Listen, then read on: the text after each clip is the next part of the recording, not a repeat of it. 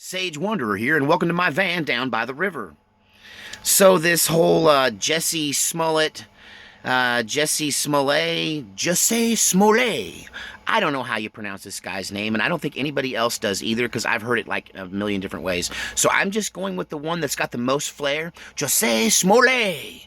I think it has the most passion. That's my favorite pronunciation. So I'm going with Jussie Smollett instead of Jussie Smollett. But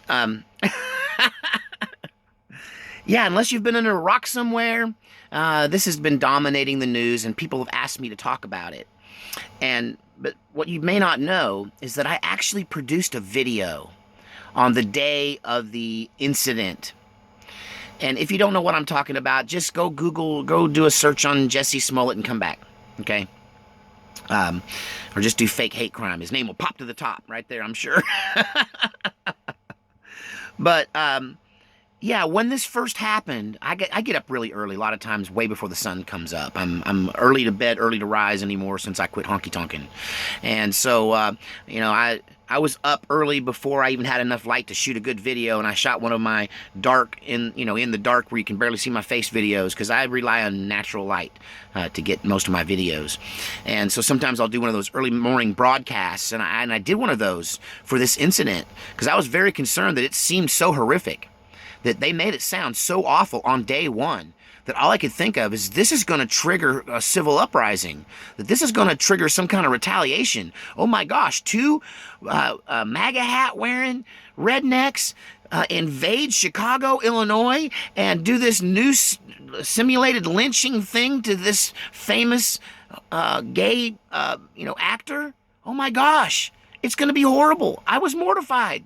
And I made a video with a big reaction. And I guess I was about to post it up when a little voice in my head said, not so fast. I didn't know why. But I always pay attention to that little voice that guides me. It's done me well down through the years and saved me a lot of trouble. And so I haven't spoken about this whole incident because I wanted to just let it all play out. I wanted to know why. Wow, the wind is really blowing. I can feel it shaking the rig. I wanted to know why this voice, this my conscience, this little skeptical, wait until it all pans out kind of voice that I have sometimes spoke up and said, yeah, don't make a video on that. Just wait and see. Let it all play out. And so I did let it all play out to a degree. I mean, it's still not played out. But as you probably know, he was in fact arrested, charged, and indicted by a grand jury, and posted bail and released. Just all in a pretty quick manner. It happened all of a sudden, and because they caught him red-handed, making the whole thing up. I mean, it was completely made up. It was a fake hate crime. Now, this is according to prosecutors, and he hasn't had his day in court, so you're innocent until proven guilty. But he has two co-conspirators who are throwing him under the bus.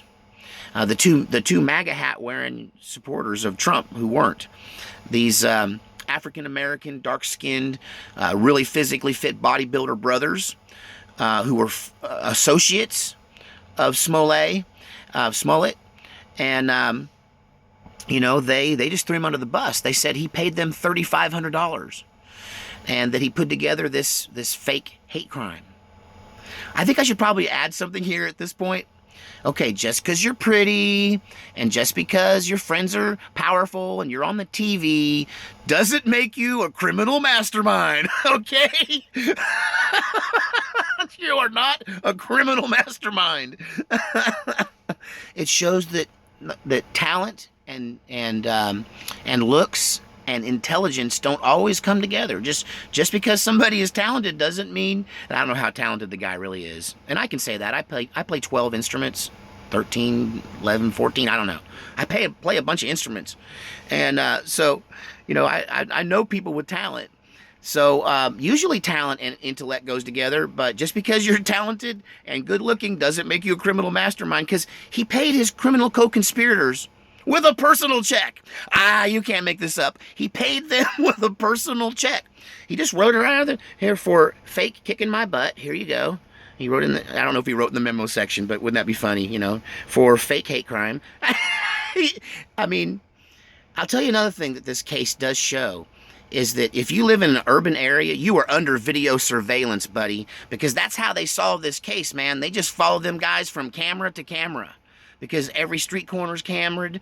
People got, companies have their cameras out front of their businesses, and so they were able to just follow this guy, these two brothers, till they just followed him home pretty much the whole time on camera. They got him on Uber. That's another thing, cabs are anonymous, Uber's in your name. So these guys took a Uber to the crime scene. So I guess they're not very smart either. Hey, they were smart enough to tell the truth when they knew they were busted, and they threw Smollett under the bus. So my little voice was spot on there in the back of my mind that I didn't want to. I wanted to see what was going to happen because they made it sound so awful. Now, why did he do it? What is his motivation? So a lot of the prosecution is telling us that they believe his motivation. Well, they said that he did it because he wanted to, I guess maybe did he confess in some way? Because they're saying that his motivation, or maybe they're getting that from the brothers. The brothers say that his motivation was that, he wanted to get more money. He wanted to be more famous, that this was just a publicity stunt, to get more attention and to further his career. So his motivation was money. Well, that makes sense. I mean, follow the money. The love of money is the root of all evil. So it was the money. So this guy's a liar, right? Why should we believe him when he says his motivation is money? I mean, he's a liar. He made up the whole thing. He went on television and he fake cried. I was in the news and the bleach and the right?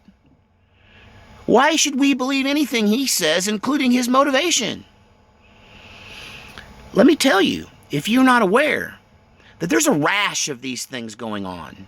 Fake hate crimes made up by the victim themselves. Now, there's this general belief that people are doing this for attention, and they call it the victim mentality.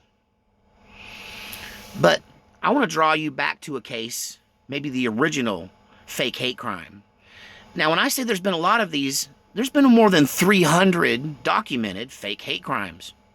Things like the synagogue gets burned down and swastika is painted on the side of the building, when in reality it was a disgruntled member of the synagogue itself and a Jewish person who did it, to get attention or to pay back the other people. Who knows what their individual excuses are for doing this? Okay, that's what they're taking. They're just accepting his excuse. I wanted more money and attention. Well, that's a good excuse. Is it your real motivation? So, let me go back in time with you and talk about one of the biggest fake hate crimes. There was a man who spent his entire life in prison for a mass murder that he actually played no physical role in. So he didn't stab anybody, he didn't gut anybody, he wasn't even there. But he went to prison for life for putting some people up to a fake hate crime, which it was, well, the hate was real. They just tried to defer who did it. So it was like a false flag, ultimately. What am I talking about? I'm talking about Charles Manson. Now, many of you who didn't live through this time period will think that or didn't read the book Helter Skelter, which I did read the book. That was written by the prosecutor who prosecuted the case against Charles Manson. But a lot of people think it was just a cult. He was just being crazy. It was creepy. It was a human sacrifice, blah, blah, blah. No. You know nothing about the case. He had a clear-cut motivation. Charles Manson believed that the best thing that could happen to bring about this utopian society that he and others envisioned, because, Charles Manson crashed at Brian Wilson, the mad producer and the head of the Beach Boys, rock star. Charles Manson crashed at his house before all this stuff went down for a long time. So Manson was plugged into the very highest levels of this music business that we have already documented on this channel and many others is corrupted with Satanism and is absolutely demonic worship as they force you to do it. Whether you feel that way or not, you have to either give up your belief system, or just never have one to begin with, or be one of them to succeed. So Charles Manson was hanging in these circles when he took it upon himself, probably most definitely out of authority, to try to foment a race war. Because a race war and a civil war in America has been on the agenda with the elite Kabbalists from the very beginning. Okay? These people, the invisible hand, whatever you want to call them, all right? My closest connection to this group is through this music business that I worked in for a number of years. And I can tell you, it's ran by these people. All right? So Manson probably got it from one of them, that there was going to be a race war, there needed to be a race war. So Charles Manson took it upon himself to get a group of people together, use some MK Ultra kind of mind control and some drugs, and some occultic, any kind of cult has like rules. Like when they start controlling your sexuality, you're probably in a cult. So, he used sexual control and manipulation along with drugs and depriving them of their family, all those classic cult behaviors to manipulate these people for a specific purpose. To try to start a race war. So they picked a house in a wealthy neighborhood, and they went into it. I don't know, I can't remember whether or not Manson knew that a woman there was fairly famous, a famous actress and model named Sharon Tate, who was married to an infamous producer named Roman Polanski. That's a whole nother video. Don't even go down the Polanski road. But she was in the house that Manson chose, and his followers went in and murdered all these people and wrote messages on the wall in blood. And they were racially motivated messages. The intent of the Tate LaBianca murders and the motivation behind Charles Manson's putting these people up to these killings was to make it look like it was done by African Americans. That it was a race hate crime against rich white people, because he believed that's what it was going to take to start the Civil War and start the race war. And he wanted to get on with it in his lifetime. And so we have 300 documented cases. Are these people actually just seeking attention? Or are they part of this conspiracy to start a civil war and a race war in our country? Are all of these 300 plus fake manufactured hate crimes all just cries of help from mentally disturbed people? Or in the center of that, is there a group of them who were put up to it by higher ups, just like Manson put people up to it? You think the evil stopped just because it didn't work with Manson? Or did they just tweak their method and try again? Are they continuing to try and try until eventually they'll get it sparked? They're trying to get they found out with Manson, if it's too over the top, they're going to get caught. Well, they tried to go low with Smollett, and he got caught. You shouldn't have sent the pretty one. Never send the pretty one to do the mission. Always send the old scrungy looking dude, because he's probably the one that's got the most going on up here. And, the pretty boy's kind of only half listening. I'm sorry, that's so stereotypical. Oh, that was awful. I'm sorry. Hey, some of those stereotypes are based on reality, but Smollett was definitely not the sharpest knife in the drawer. He paid them with a personal check, so he's caught. Here's the thing you got to ask yourself. How well, whether Smollett knows Kamala Harris and Cory Booker is not the question at this point, I think. I think that's pretty much been established. I mean, there's been pictures of them together, I think.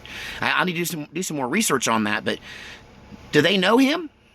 Did they put him up to the little fake simulated lynching? Did he fail to deliver what he was supposed to deliver for them? Are they trying to divide us racially and for the intent of tearing America apart? Is this part of the civil war that is being manipulated by people who want to destroy this country? Real Americans have to stand up and resist this from both sides. We have to stand up and resist this. If you want to resist something, resist this spirit, this energy, this intent, this conspiracy to destroy our country. Was Jussie Smollett just acting alone? Was Jussie Smollett acting alone? Or did some of his friends put him up to it? They should have picked a smarter dude. God save our republic.